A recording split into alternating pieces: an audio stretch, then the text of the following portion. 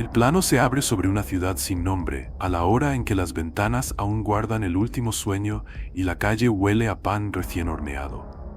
No hay templos ni altares en la escena, solo un corazón que late. La voz del narrador entra sin pompa. Desde que el ser humano aprendió a escuchar lo que el viento no dice, ha sospechado que la experiencia no desaparece, que cada gesto, cada pensamiento, cada amor y cada error dejan huella en una memoria más amplia que la personal. Los egipcios hablaron de un salón donde el peso del corazón se comparaba con una pluma. Los rishis védicos nombraron Akasha a la sustancia sutil que lo contiene todo. Los místicos medievales caminaron claustros en silencio, convencidos de que aquello que buscamos nos está buscando a nosotros. La biblioteca del alma tiene muchos nombres y ninguna puerta visible. Se la alcanza, dicen, cuando la vida se vuelve legible. Imagine la cámara entrando en una sala sin paredes donde el tiempo no corre, se decanta. No hay estanterías, hay tramas de luz que se entrelazan como ríos vistos desde el cielo. Cada hebra es una historia, cada cruce una elección. No se lee con los ojos, se sintoniza. No es un depósito de secretos para curiosos, sino un campo de coherencia que devuelve con precisión lo que uno es capaz de cuidar. La tradición insiste en un detalle que pocos anuncian. Los registros no responden a la ansiedad, responden a la presencia. Es una biblioteca delicada. Quien llega con prisa golpea el vidrio. Quien llega con respeto descubre que el vidrio era su propio ruido.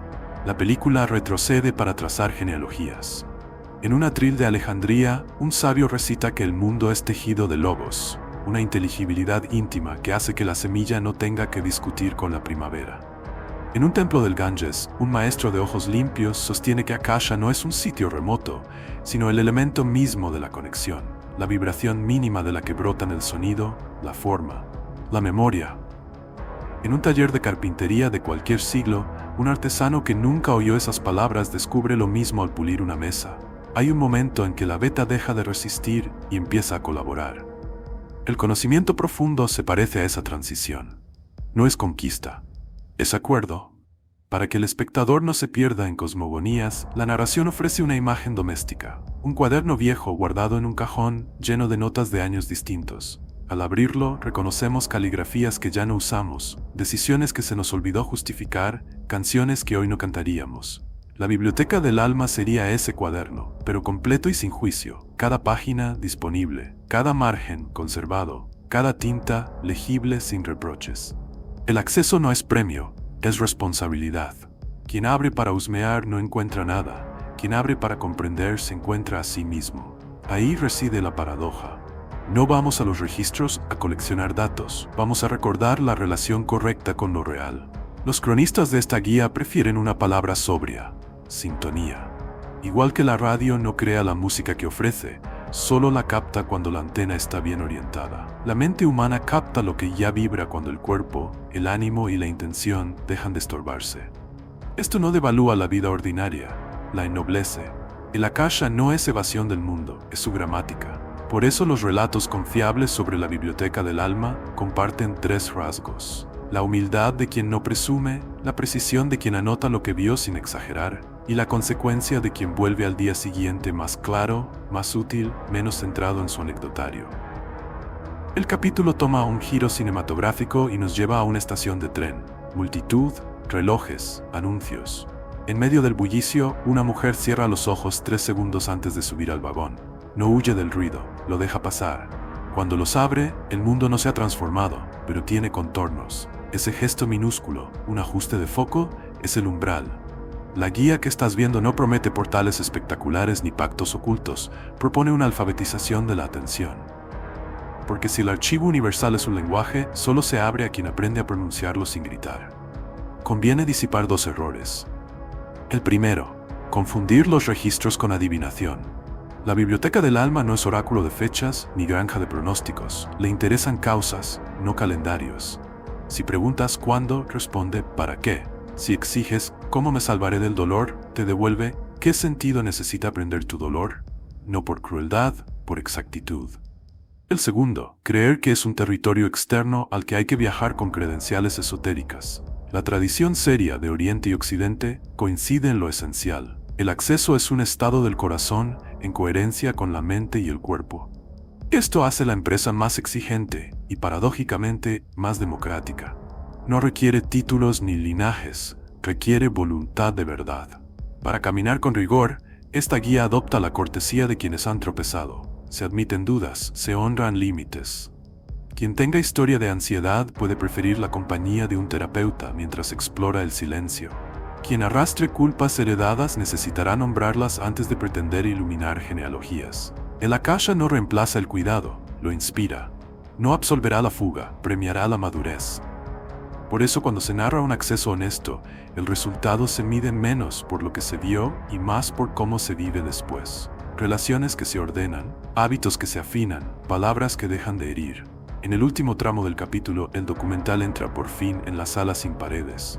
La luz no enceguece, acaricia. Una figura sin rostro, llámala guardián, llámala conciencia, hace un gesto simple, invita a sentarse. Antes de cualquier pregunta se escucha una: ¿de verdad estás dispuesto a saber? No se exige perfección, se solicita honestidad. Quien dice sí, abre un cuaderno nuevo en su mesa de cocina.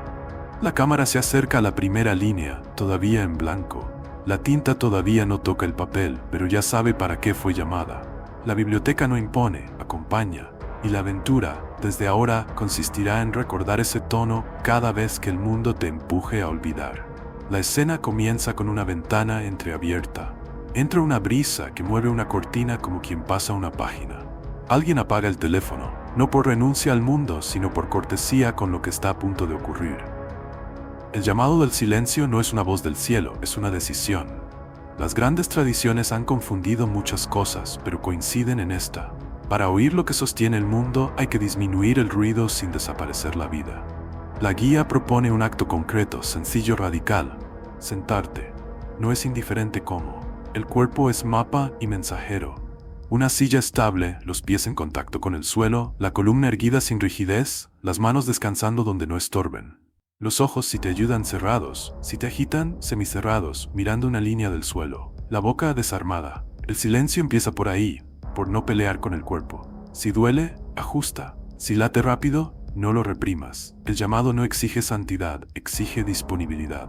La respiración entra, la respiración sale, y con cada ciclo el cuarto se hace un poco más habitable. No estás haciendo nada. Estás dejando de estorbar. El documental, fiel a su vocación de película y no de manual, nos prende de la mano y nos lleva a otra habitación, el interior. Ese cuarto, al principio, parece un mercado.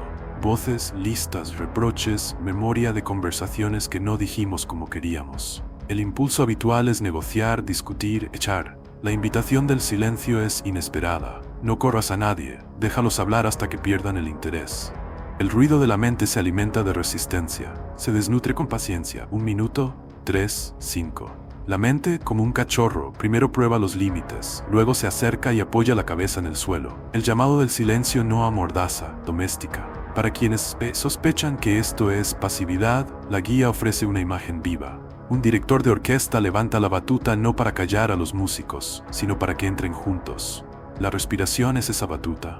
No busca desaparecer pensamientos, busca darles compás. Inhala contando hasta 4, exhala contando hasta 6. Si el cuerpo protesta, acorta. Si agradece, continúa. La exhalación más larga inclina el sistema hacia la calma. El corazón, que también es oído, empieza a escribir curvas menos espinosas. No es magia, es fisiología al servicio del espíritu. En ese estado, el Akasha, llámalo campo, memoria, tejido, deja de ser rumor y empieza a parecerse a una conversación con un amigo viejo. El silencio no es ausencia, es calidad.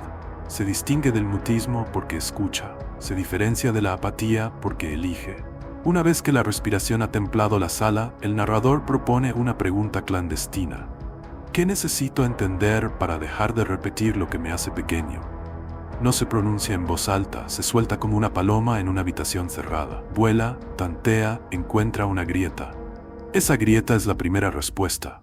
A veces llega como una imagen, un lugar de la infancia, un rostro con el que hay cuentas pendientes, una escena exacta que huele a perdón. A veces como una frase sencilla que no se parece a las que acostumbras usar. El silencio no es vacío, es un espejo que no miente. Hay pruebas. La primera, distinguir entre fantasía y señal. La fantasía te excita, la señal te aquieta. La fantasía te promete atajos y aplausos. La señal te propone un trabajo preciso que nadie verá. La fantasía busca espectáculo, la señal, eficacia. En esta guía, los guardianes, esa palabra grande para designar lo que dentro de ti aún sabe, no te darán consignas grandilocuentes, te pedirán cosas pequeñas. Llama a tu hermano, pide perdón, duerme esta noche, bebe agua, escribe esa carta y no la envíes, vuelve mañana. El silencio no te quita vida, te devuelve gobierno. La película nos presta otra escena, esta vez en una oficina. Ruido de teclados, luces frías, correos que llegan como moscas. Una mujer, sin anuncio, cierra los ojos 30 segundos antes de responder el mensaje que la quemaba. No es escapismo, es calibración. En ese medio minuto, el cuerpo se acuerda de respirar, la mente recuerda que el otro también tiene miedo, el alma decide no añadir más humo a un cuarto saturado.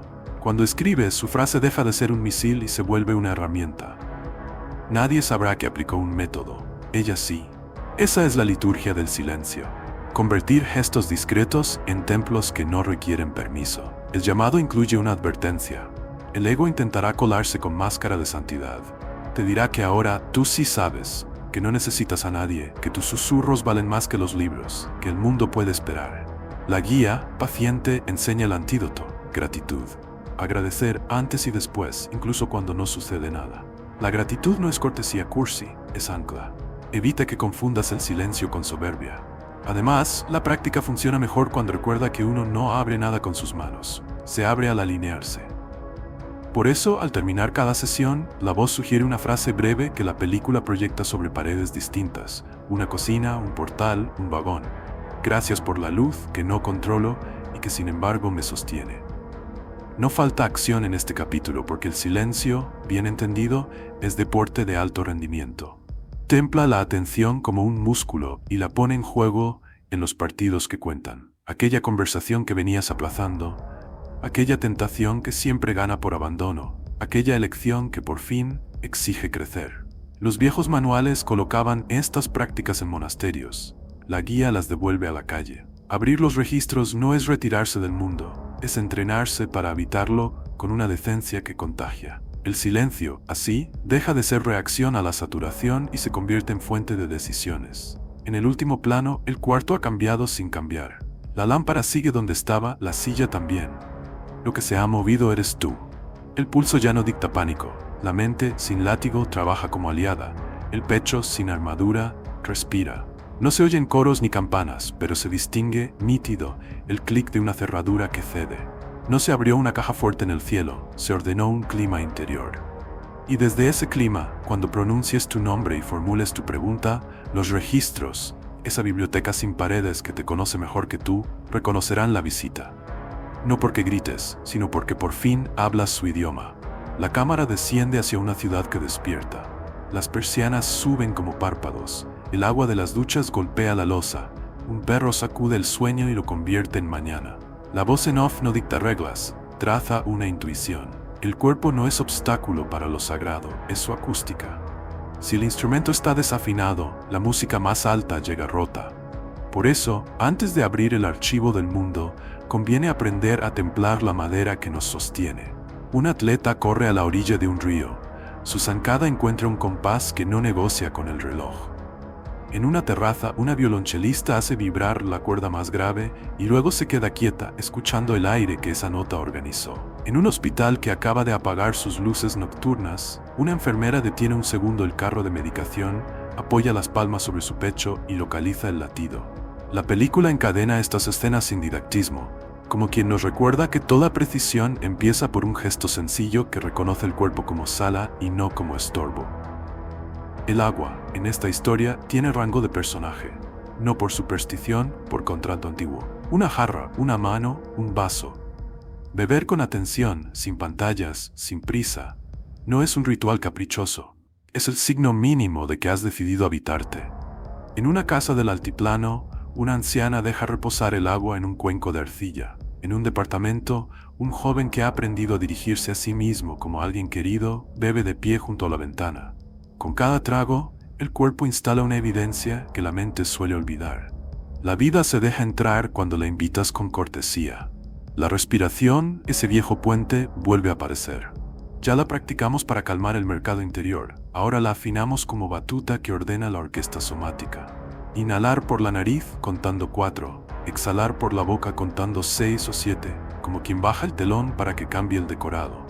Lo que cambia, si uno se deja, es la relación con la gravedad.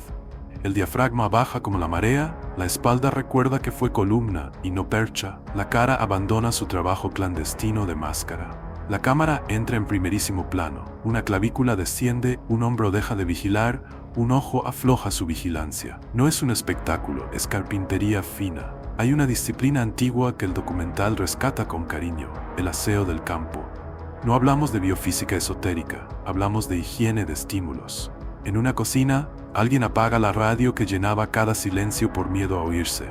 En un estudio, una diseñadora junta cables que convertían el escritorio en selva. En una habitación, una pareja aprende a dormir sin que el teléfono vigile la mesilla. La electricidad no es enemiga, la saturación sí. Los registros se parecen menos a un satélite que a una biblioteca. Conviene llegar con los zapatos limpios y sin megáfonos. La comida entra en el cuadro como una luz honesta. No hay dieta mística, hay respeto. Un pan con aceite comido sentado tiene más poder que cualquier banquete tragado de pie.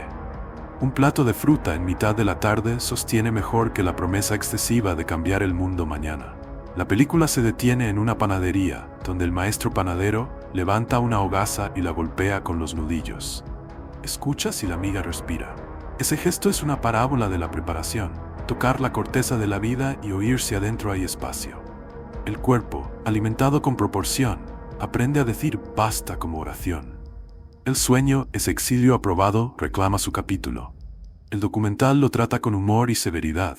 Nadie abre bibliotecas celestes si vive en guerra con la almohada. La noche no es un pasillo para mañana, es un reino con leyes propias. Vemos a un bibliotecario que baja las luces de su sala como quien baja las luces del cerebro. Menos pantallas, una lámpara cálida, una frase amable a la hora justa. Vemos a una madre que reconfigura la casa en modo descanso, media hora antes de que caiga la noche. Platos en su sitio, juguetes a dormir, voces que bajan de volumen como el mar cuando decide no romper. El descanso deja de ser lujo y se vuelve primer sacramento del método. Moverse importa. La película lo muestra en 3 cuerpos y 3 destinos. Una bailarina jubilada que cada mañana traza con sus brazos un 8 perezoso en el aire hasta que el pecho encuentra su ritmo. Un jardinero que trabaja con la tierra sin guantes para que las manos recuerden de qué está hecha la casa. Un oficinista que aprende a caminar 10 minutos después del almuerzo para decirle al cerebro que la tarde no es un duelo. Ese movimiento, humilde y obstinado, ordena la electricidad interna mejor que el discurso más brillante. Abrir los registros no requiere contorsiones sagradas, requiere estar disponible en tu eje. La limpieza emocional también es energía. En una pared, una mujer cuelga una lista que no saldrá en redes. Conversaciones pendientes, perdones posibles, límites que instalar sin estruendo. La película acompaña una de ellas. Una llamada de teléfono, la voz que tiembla, una frase que pide perdón por lo que pudo haberse dicho de otro modo. No hay música subrayando, solo el silencio que se instala después como una habitación recién ventilada. El archivo responde con precisión a quien aprende a vivir con menos polvo en los rincones. Hay gestos pequeños que la tradición conserva por razones prácticas. Un baño de agua tibia con un puñado de sal la noche anterior a la consulta para recordar al cuerpo que sabe soltar. Una caminata sin auriculares bajo árboles o cielos cuando se pueda, para que la vista recupere distancia. Un momento de gratitud enseñado al músculo de la lengua para que no olvide pronunciarlo. Nada de esto reemplaza el trabajo hondo, todo lo prepara. La cámara se detiene en un apicultor que, antes de abrir la colmena, se humedece los dedos con humo y respeto. No quiere someter, quiere entrar en tono. Abrir la caja se parece más a ese gesto que a cualquier gesto teatral. Quien sospecha que energía es palabra desordenada, recibirá la traducción que la película propone. Presencia distribuida. Estar entero donde estás. Si el pecho está en 1998, la cabeza en 2043 y el cuerpo en la silla, el archivo que abras será el de la confusión. Por eso los preparativos concluyen con una práctica breve que la cámara registra como si fuese una escena de amor. La mano que toca con firmeza el borde de la mesa, los ojos que recorren la habitación y la nombran por dentro, el corazón que dice aquí. Ese aquí es una puerta. La secuencia final del capítulo es un montaje de manos. Manos que tienden sábanas, que hierven agua, que ajustan la altura de una silla, que doblan una manta, que apagan un interruptor, que encienden una vela. No hay exotismo, hay exactitud. Y sobre esas manos la voz en off deja sin moralina la única tesis fuerte de todo este tramo. Preparar el cuerpo no es requisito mágico, es promesa de cuidado. Lo que estás por pedirle a la vida que te muestre merece un huésped digno. Si afinas el instrumento, la música vendrá a buscarte. Un escriba despliega una hoja de papel hecha a mano. La fibra a contraluz parece un cielo de invierno. Toma una pluma y escribe un nombre. En suyo. La tinta avanza despacio, como si respetara el peso de cada letra. La cámara está encima de esa caligrafía no para embellecerla, sino para hacer visible una intuición que atraviesa culturas. Un nombre no es un distintivo a la manera de los zoológicos, es el diapasón de una vida. Pronunciarlo con verdad produce una vibración que convoca a la casa. En la sala de música de una sinagoga antigua, un cantor entona lentamente su propio nombre, sostenido sobre una nota llana. El sonido no busca virtuosismo, busca raíz. En un patio de Andalucía, una anciana pronuncia el suyo como quien prueba el pan que horneó. La voz le sale más grave de lo que recuerda y sonríe porque le reconoce verdad.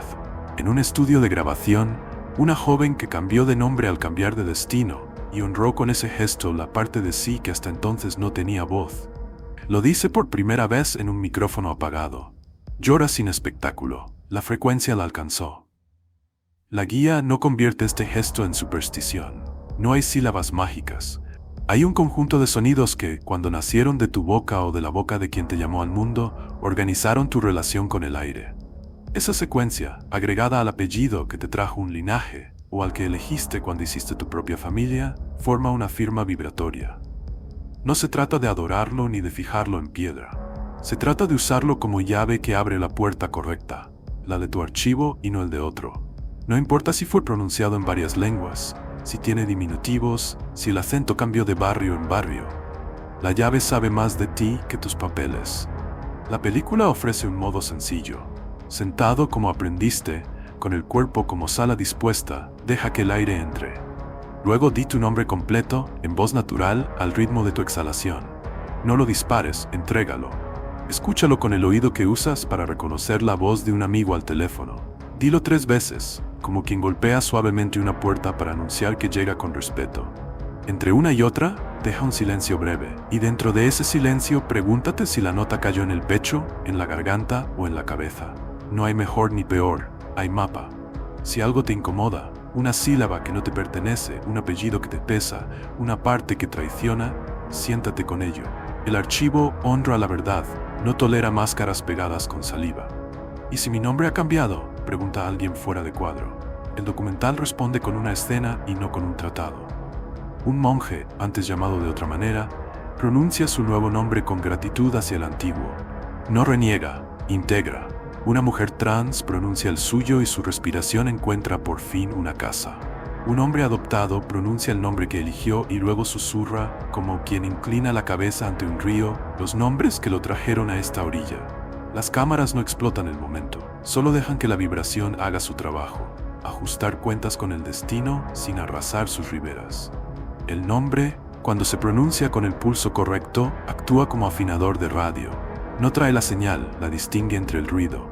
Por eso conviene escribirlo también, papel y tinta.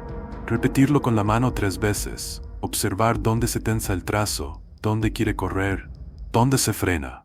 En los márgenes aparecen memorias. El primer día de escuela, la primera tarjeta, la firma que tembló al estamparse en un contrato, la forma nueva que adoptó al escribirle a alguien a quien se ama. Todo eso es vibración. El archivo no necesita tu caligrafía impecable, necesita tu disposición a reconocer lo que tu nombre convoca cuando lo dices sin apuro. Voces antiguas susurran que hay nombres que no se pronuncian por respeto. La guía los atiende con cortesía. El nombre del alma no es siempre una palabra. A veces es una imagen que viene con el pulso, a veces un color que se instala junto a la lengua, a veces una sensación física reconocible. Calor en esternón, hormigueo en manos, una claridad detrás de los ojos. Si la voz no puede o no quiere pronunciar, que pronuncie el cuerpo. Los mudos también abren bibliotecas. Los tímidos, también. Lo que pide el método no es volumen, es honestidad. El documental introduce un pasaje técnico con delicadeza. Las palabras hacen cosas con el cuerpo. Alargan la exhalación o la cortan, levantan el paladar blando o lo dejan caer, despiertan o calman. Decir el nombre sobre una exhalación larga ayuda a desactivar la urgencia y coloca la mente en modo escucha. Decirlo sobre una inhalación enfatiza el impulso y conviene a quienes tienden a esconderse. No conviertas esta observación en dogma, úsala como brújula. Un cantor sufí lo explica mejor que cualquier estudio. Cuando el aire y la intención se abrazan, el nombre se vuelve puente. Para evitar el espejismo de la contraseña, la guía propone una corrección sonora. El nombre abre, pero no manda. Activa el canal correcto, no acciona máquinas. En la escena siguiente, una calígrafa japonesa repite su nombre una y otra vez con tinta aguada hasta que el papel deja de absorber. Se detiene, sonríe, dice en voz baja que forzar es olvidar. En la mesa del lado, un matemático escribe el suyo una vez, guarda el cuaderno y sale a caminar.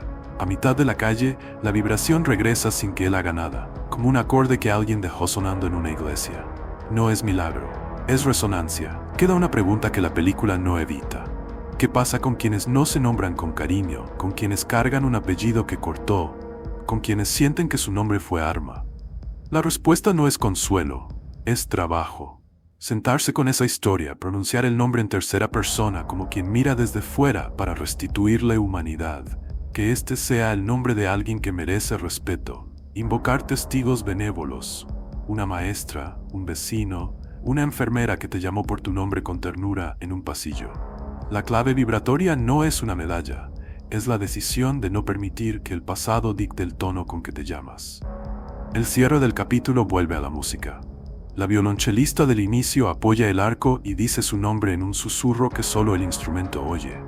El sonido, grave, se mezcla con la resonancia de la madera e inventa un color. En la pantalla lento aparece tu nombre, no escrito, insinuado.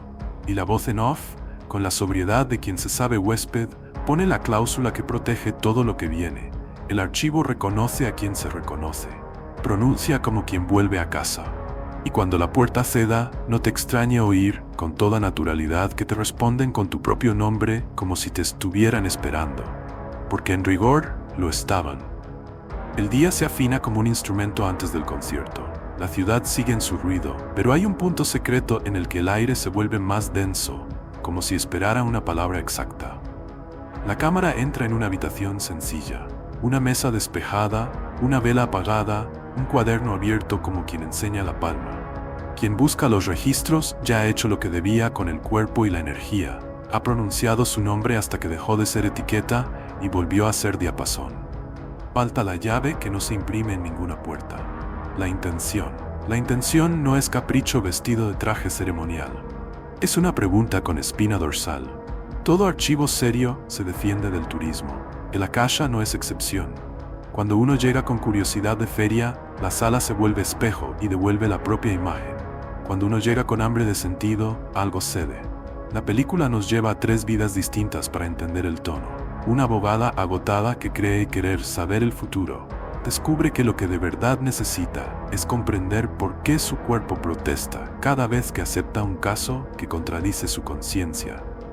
Un músico que pide éxito se encuentra formulando una cuestión más humilde y más peligrosa.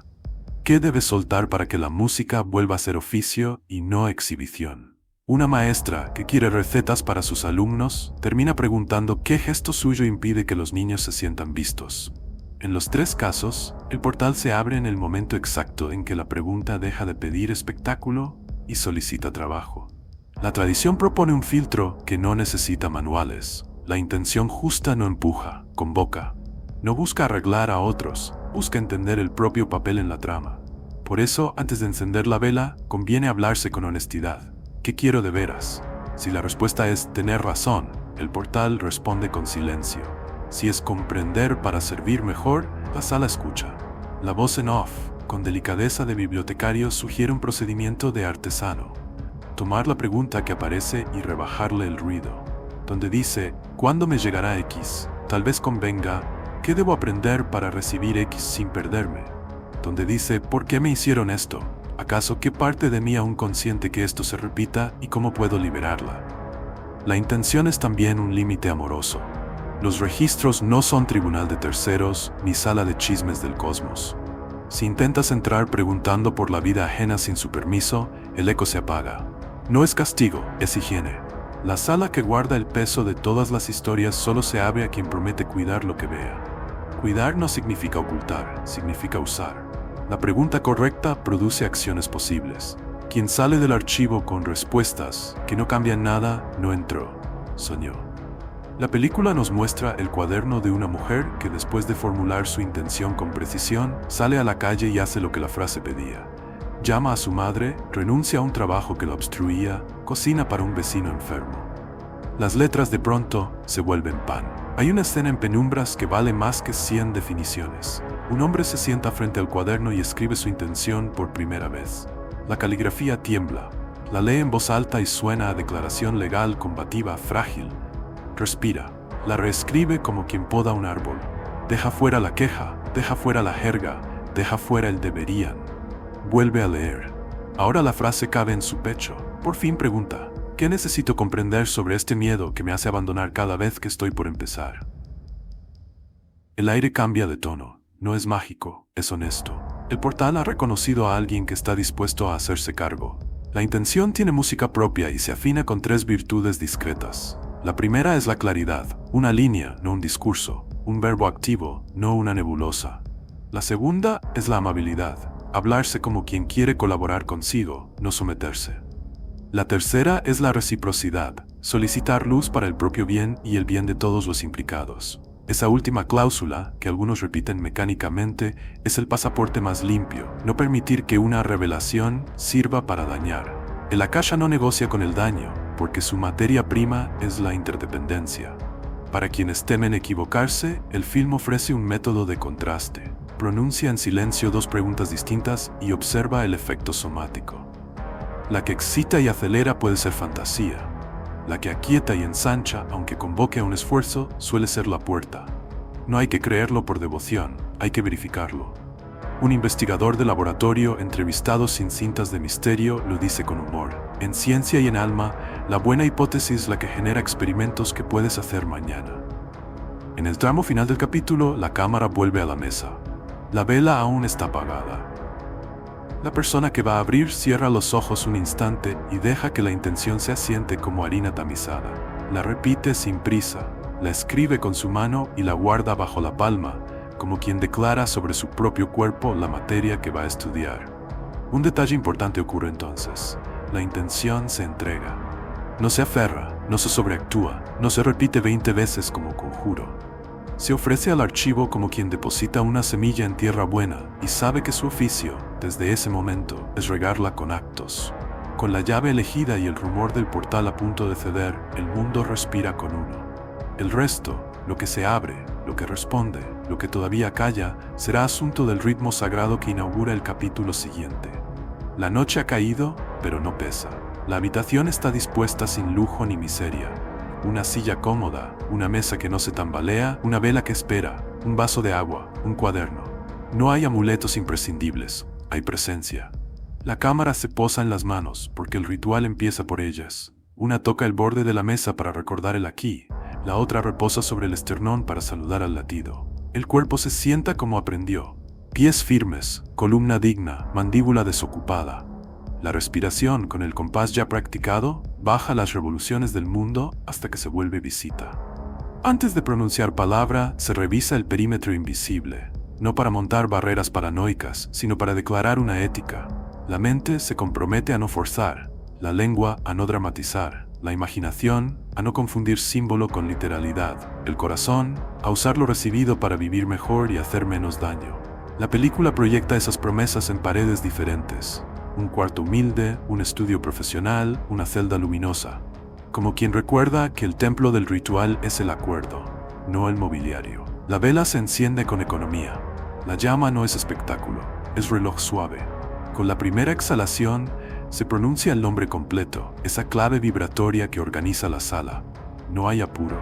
La voz cae en la nota que encontró en el capítulo anterior, y al hacerlo, ordena corrientes internas como un director que levanta apenas la batuta.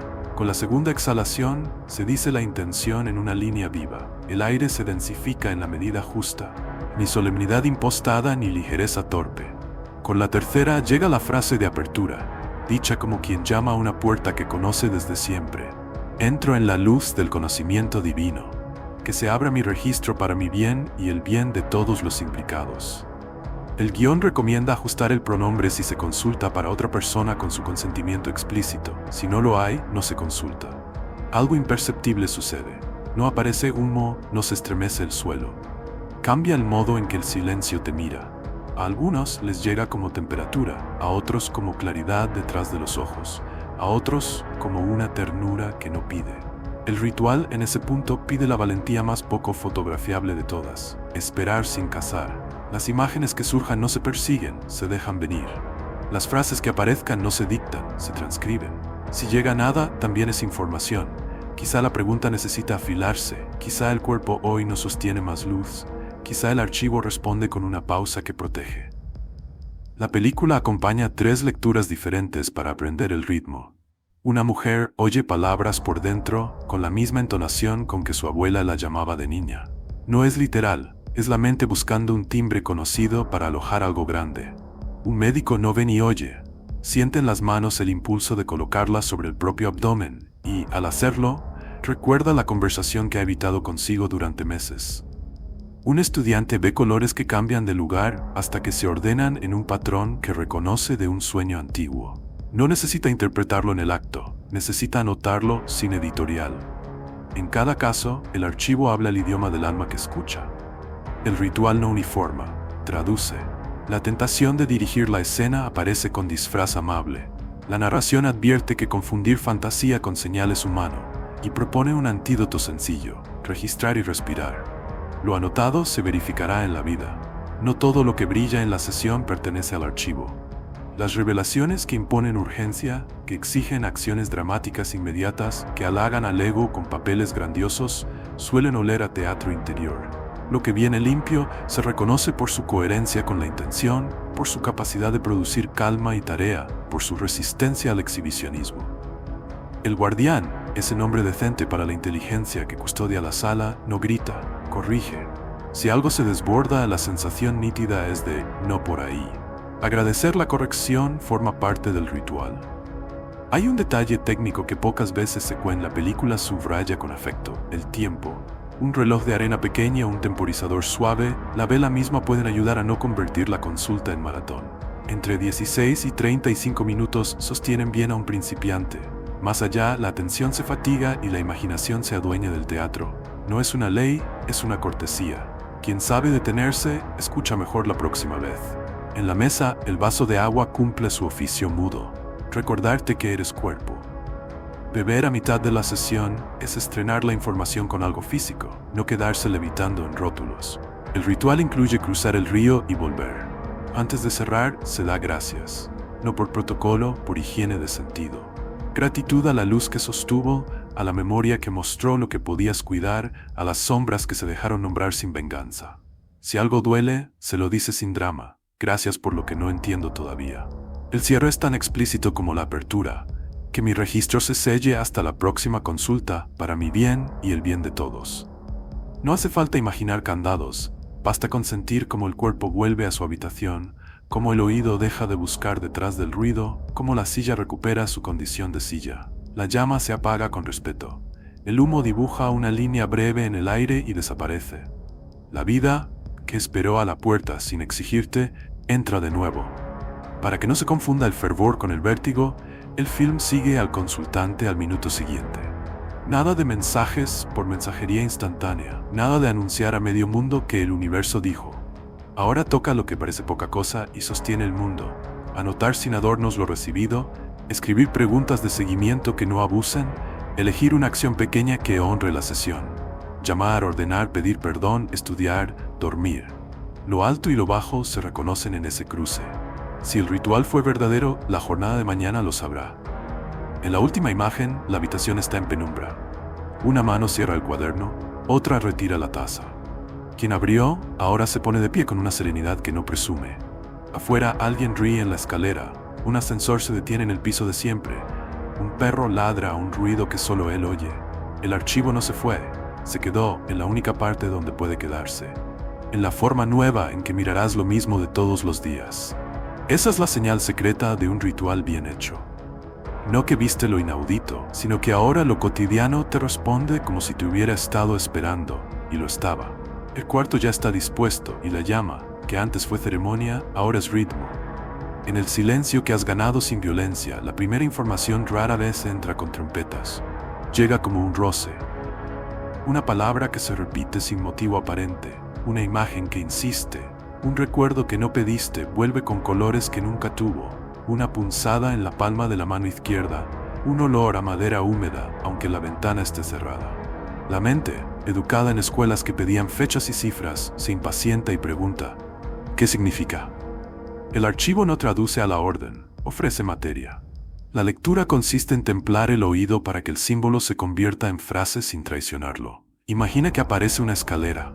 La tentación es correr al diccionario secreto de la mística y decidir que es ascenso espiritual. Pero la escalera en la escena cruje. Le falta un peldaño. El pasamanos está frío.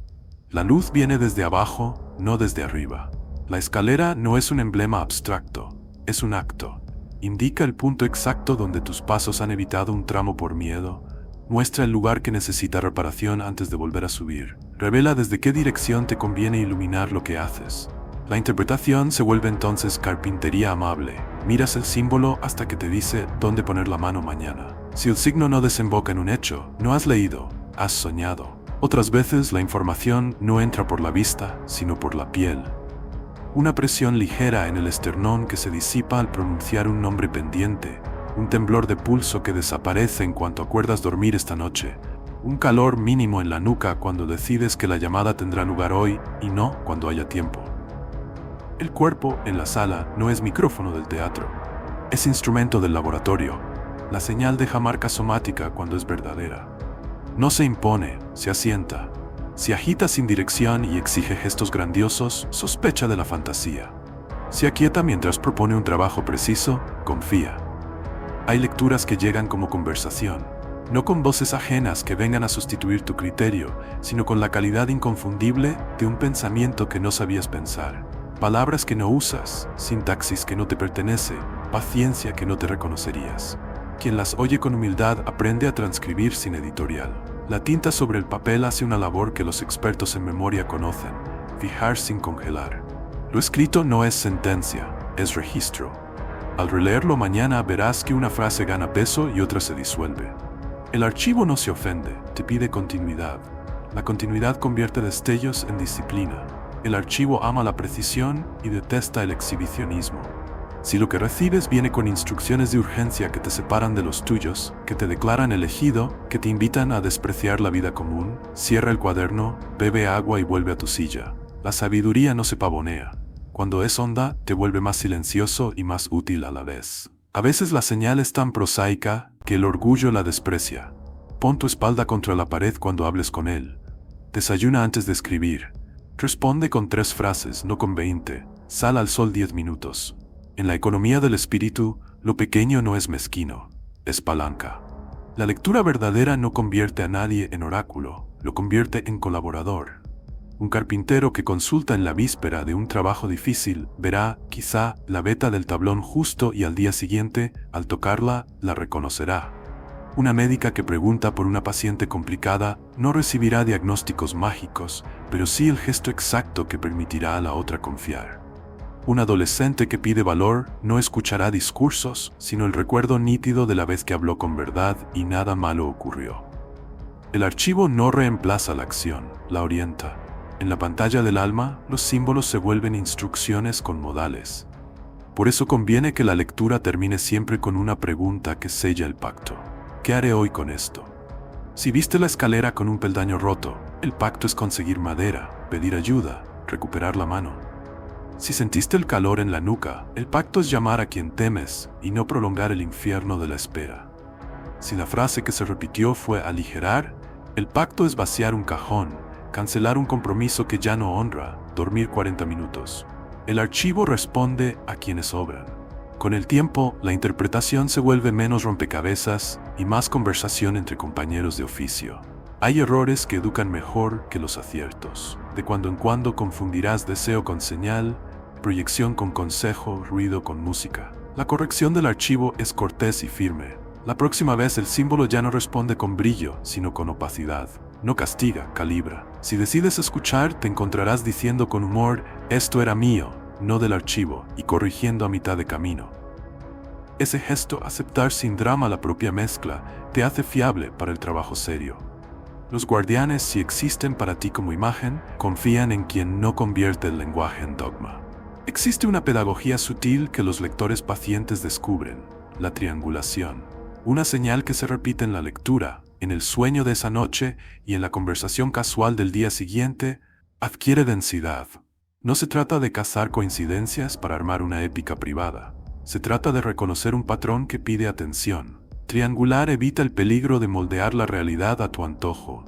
Al contrario, permite que la realidad te hable por 3 canales distintos antes de pedirte un sí. En ocasiones, el archivo responde con silencio. Es la lección más ardua y más amorosa. El silencio llega cuando la pregunta viola un límite, cuando el cuerpo no sostiene más luz, cuando lo que pides saber pertenece también a otro y no hay permiso. Leer el silencio es virtud mayor. Indica que el próximo paso no es interpretar, sino vivir de un modo que te haga digno de la siguiente página. Un jardinero sabio deja de regar cuando la tierra ya no bebe. Tú, lector, dejas de apretar cuando la sala se pone opaca y dices gracias sin ironía. Ese gracias abre puertas que el ansia cerró.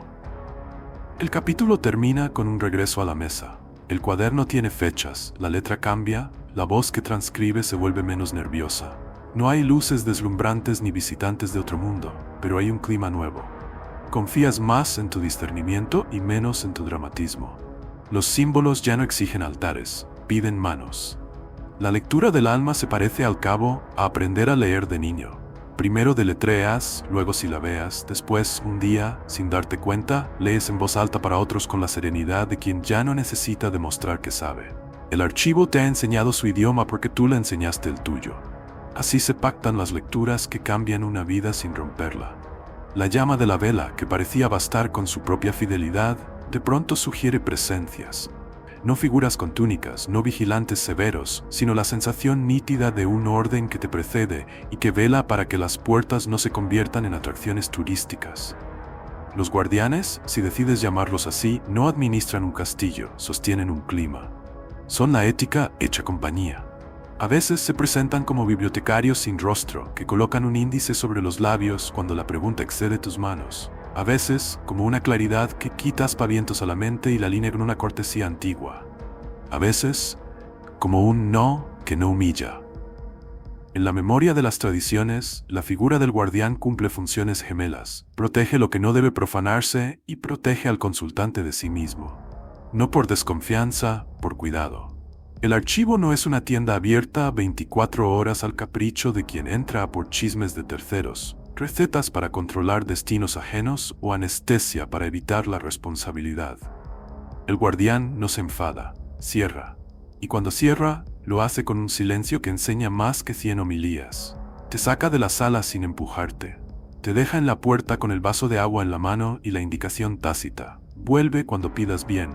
12 escenas valdrían menos que una si no mostraran su gentileza. Una madre, tentada de abrir sobre su hijo adolescente por miedo y amor enredados, formula la pregunta y siente, antes del primer símbolo, un no ahora. Comprende, con un dolor limpio, que el permiso del otro es parte del método. Esa noche, en lugar de violentar la frontera, se sienta a escuchar a su hijo sin peces piloto de interpretación. El vínculo se afloja. La semana siguiente, el joven le pide que lo acompañe a ver a alguien que pueda ayudarlo. El guardián estaba protegiendo el hilo de confianza, no un arcano de museo. Otro consultante, esta vez un empresario quemado por su propia prisa, entra con la vieja exigencia de resultados. La sala le responde con el peso de la siesta. Siente sueño, irritación, una modorra que toma toda la cabeza. Aprende que el guardián también receta descanso. Duerme 1 hora, vuelve, abre con humildad. La segunda sesión es de otra sustancia. En lugar de listas, llegan frases con olor a tierra. Aprender a decir no, delegar sin miedo, pagar a tiempo a quien cobra antes de fin de mes. El archivo no se dejó mandar. Lo enseñó a mandar con humanidad. Hay guardianes que hablan como límites y hay guardianes que hablan como gracias. En una lectura audaz, una mujer pide comprender un vínculo que la desgasta. La sala le devuelve una escena de infancia que no es excusa, es origen. La guardiana, así la percibe, un tono que recuerda a su mejor maestra, no le regala un libro de autoayuda ni le pide aguantar. Le muestra el punto del tejido donde se enredó la lana. Pocas horas después, la mujer decide consultar con una profesional en carne y hueso. Los guardianes celebran cuando los consultantes honran también las leyes de lo humano. No compiten con la tierra. La presencia del guardián se distingue de la fantasía por dos rasgos: su efecto y su modo. El efecto es sobrio, ordena, no excita. El modo es respetuoso, sugiere, no invade. Si la voz que oyes te pone por encima de otros, te absuelve del trabajo, te ofrece inmunidad, no es guardián, es ego con maquillaje litúrgico. El guardián no te nombra especial, te recuerda común. Y en esa recordación ocurre la maravilla. La común medida adquiere una dignidad que el narcisismo desconoce. Hay grandeza en lavar los platos después de una revelación. Hay epifanía en pagar las deudas. Hay honor en esperar el permiso para entrar al archivo de otro y, si llega, entrar de puntillas. En ciertas líneas del mundo, los guardianes son percibidos como consejos de ancianos, no individuos, sino una inteligencia coral que custodia el equilibrio de las respuestas. Cuando la comunidad interna quiere manipular un dato, ellos muestran un borde. Cuando quieres empujar una temporalidad para que la vida corra al ritmo de tu ansia, ellos ajustan el reloj. Cuando pides verlo todo, te conceden exactamente lo que puedes cuidar sin quebrarte. El límite es amor, lo demás es espectáculo. La película los retrata con economía, un par de manos ordenando libros por tamaño de respiración, no por color. Su ética tiene consecuencias prácticas. En la lectura para terceros, siempre y solo con consentimiento claro, el guardián se convierte en notario y en partera. Notario porque certifica que preguntas lo que te corresponde y no extiendes tu jurisdicción a secretos que no te pertenecen. Partera porque ayuda a que nazca lo que la otra persona está lista para sostener sin dañar su autonomía. En esas sesiones, a menudo, la información llega como sugerencia de preguntas para que el otro, en su propia sala, encuentre su voz. Todo lo que sustituye su libertad sobra. No siempre el guardián se queda en el plano simbólico. Una tarde, de regreso en la calle, notarás una presencia cotidiana que te acomoda el día. La llamada que llega cuando estabas por desistir, el libro que cae abierto en la página donde escribiste la fecha de hoy, el amigo que nombra exactamente la palabra que la sesión te insinuó. No es magia menor, es correspondencia. Los guardianes colaboran con el tejido de la vida y te empujan a volver al mundo con mejores modales. Si sales de la consulta como quien abandona un cine, ellos te devuelven con suavidad al mercado. Allí también custodian.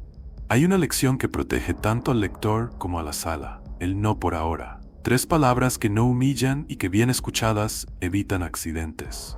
No por ahora a una pregunta sin consentimiento. No por ahora a una curiosidad que encubre miedo. No por ahora a una práctica que el cuerpo no sostiene.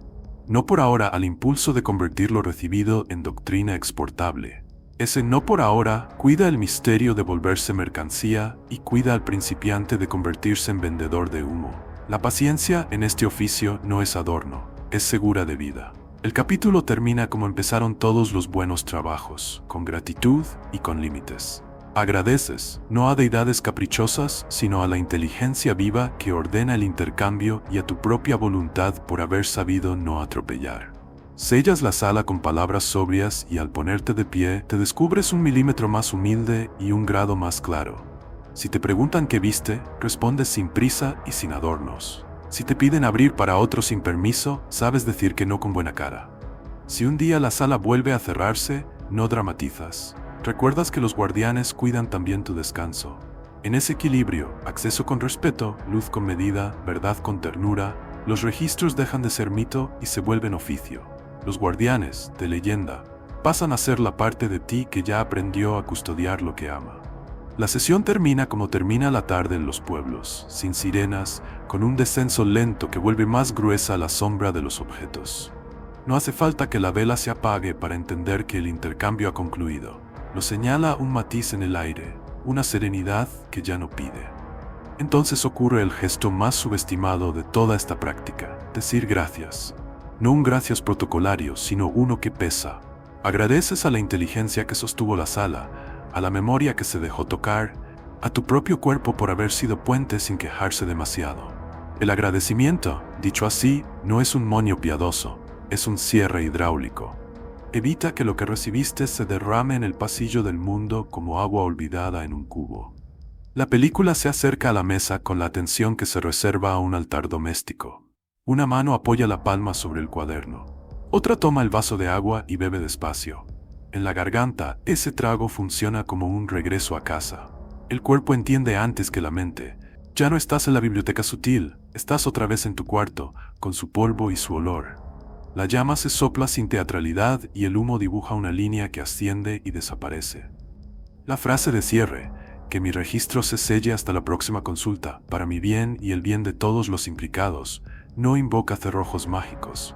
Establece jurisdicción. Le recuerda a la imaginación, tan creativa, que no se adjudique prolongaciones caprichosas. Lo que debía decirse se dijo, lo que queda se trabajará en la vida. El siguiente gesto es humilde y decisivo: escribir. No el libro, las líneas exactas que alcanzaste a registrar, el orden en que llegaron, las imágenes con su temperatura, las frases sin adjetivo. Quien toma en serio el cierre aprende a no pulir el bruto todavía.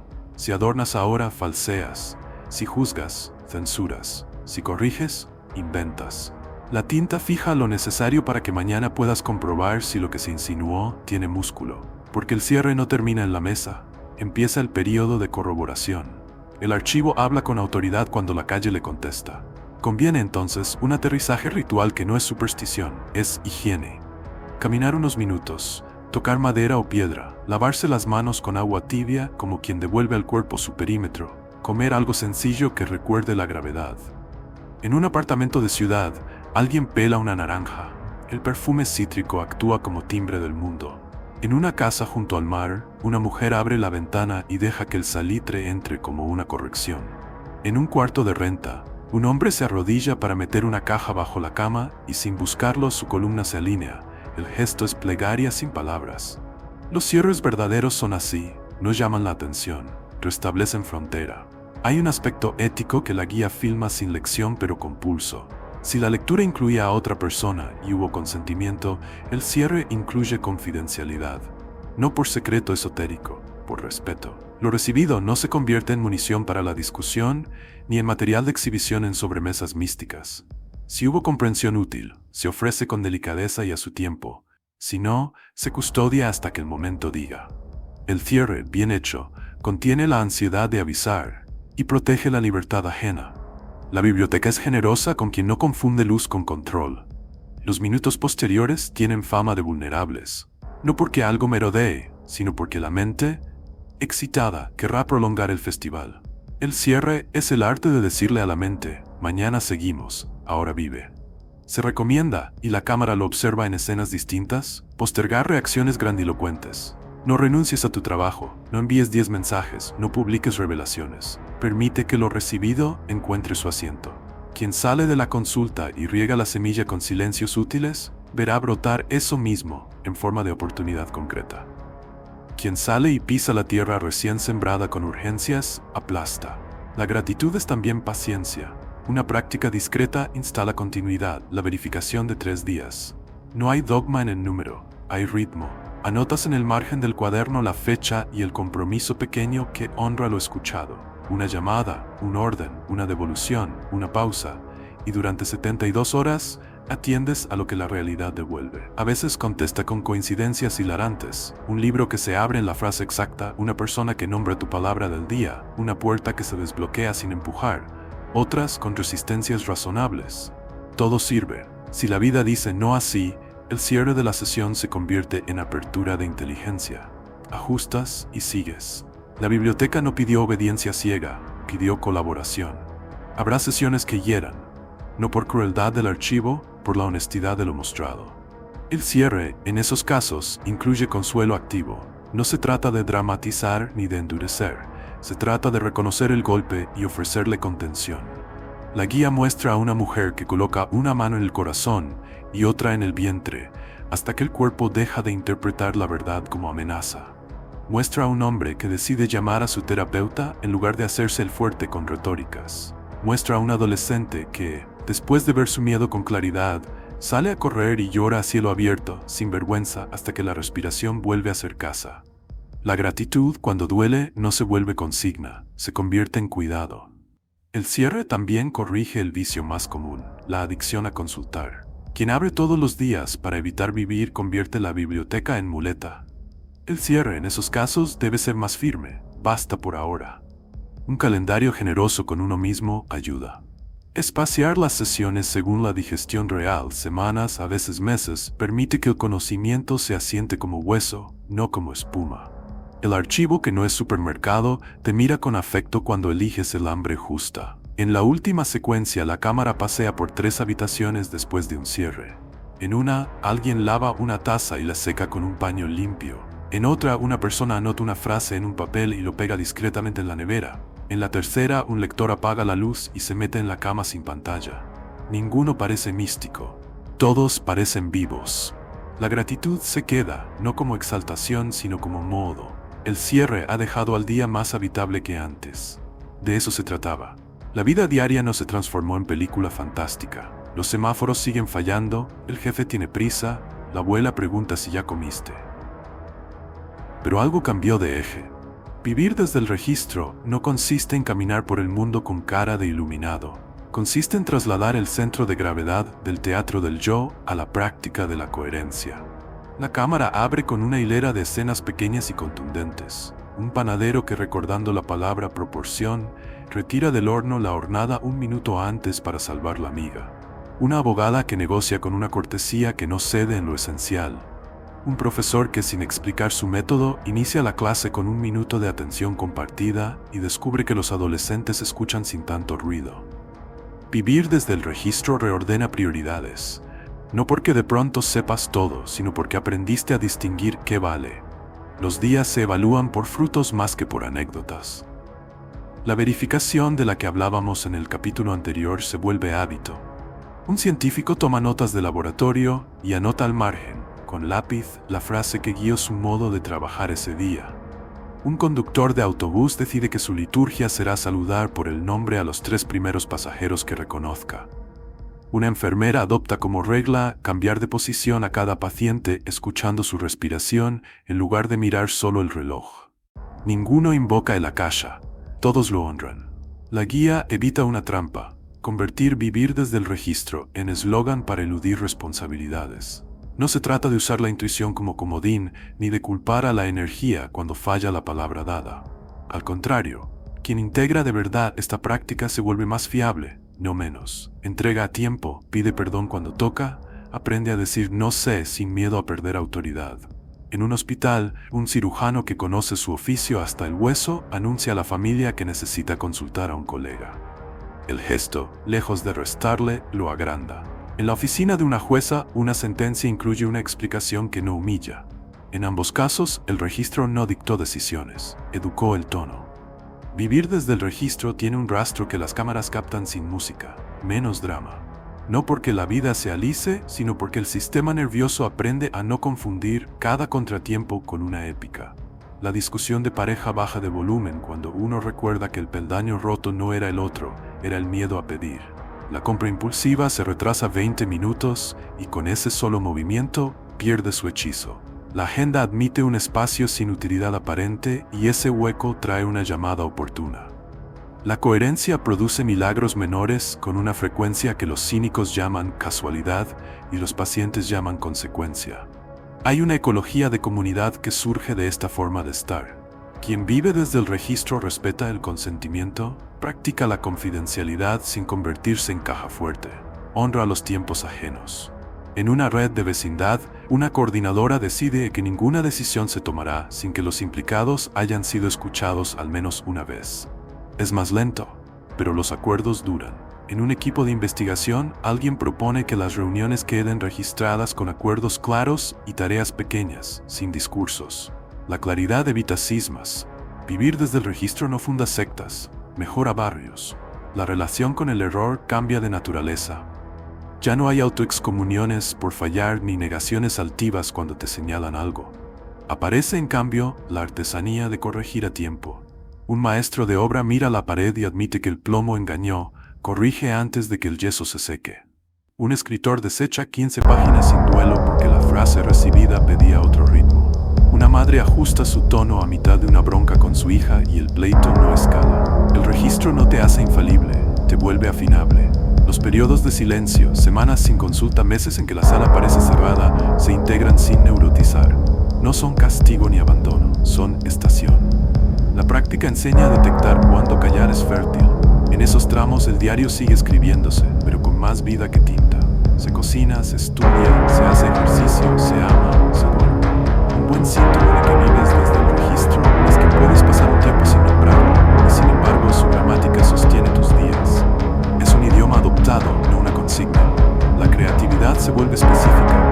Un arquitecto que antes buscaba genialidad, ahora busca habitabilidad, y sus casas respiran. Una médica investiga con rigor y recibe frasecitas que la previenen de enamorarse de su hipótesis. Un músico compone menos, pero mejor. La vida desde el registro iba de esto. Menos fuegos artificiales, más fuego de cocina. No vende entradas, alimenta. Para no idealizar, la guía muestra fricciones inevitables. A veces te acusarán de raro por llegar con calma donde los demás llegan incendiados. A veces confundirán tu paciencia con debilidad. A veces tu no medido encenderá la ira de quien se nutría de tu permiso. Vivir desde el registro no promete aplausos, promete congruencia.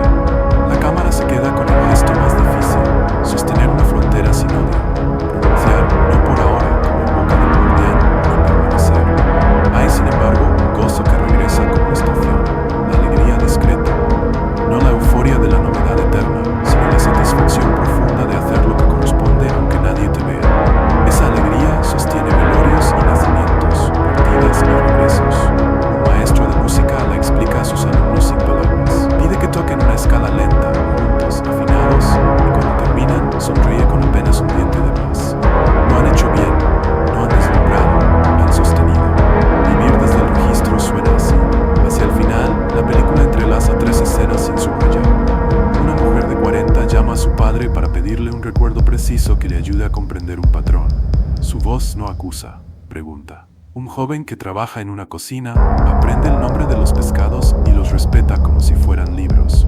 Un anciano que se negó siempre a esas cosas se sienta una mañana, pronuncia su nombre en voz baja y promete ser más amable con su memoria. No hay fanfarria. Hay una exactitud nueva en el aire. La última imagen vuelve a la mesa. El cuaderno está gastado en los bordes. La pluma tiene tinta. La vela, cuando haga falta, volverá a encenderse. Pero tal vez hoy no haga falta. Hoy, la biblioteca habla en la manera en que lavas los platos, en cómo ordenas el correo